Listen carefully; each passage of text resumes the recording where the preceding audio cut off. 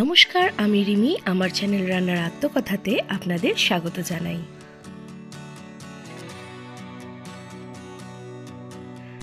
আজ নিয়ে চলে এসেছি একটা খুব ইজি ইভিনিং স্ন্যাক্স, সুজি পকোড়া। কিছুই না, পরিমাণ মতন একটু সুজি নিয়ে নিন, তাতে দিয়ে দিন বেশ খানিকটা পরিমাণে টক দই।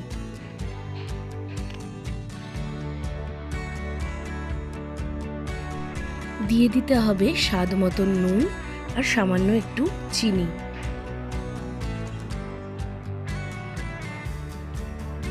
সামান্য একটু জল দিয়ে ভালো করে ডোটাকে মেখে নিতে হবে।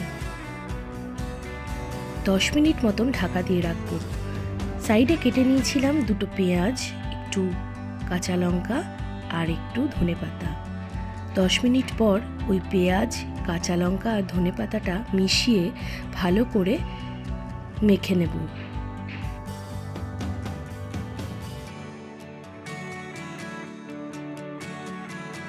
আপনারা চাইলে এতে আরও কিছু ভেজিটেবল অ্যাড করতে পারেন।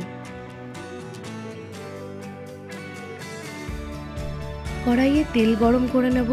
তেল গরম হয়ে গেলে বড়ার আকারে ছোট্ট ছোট্ট করে ভেজে নেব।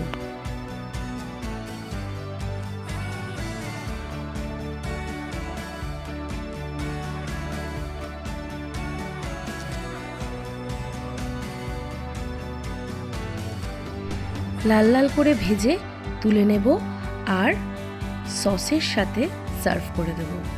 খুবই ইজি এই পকোড়াটা, আর খেতেও খুব ভালো লাগে।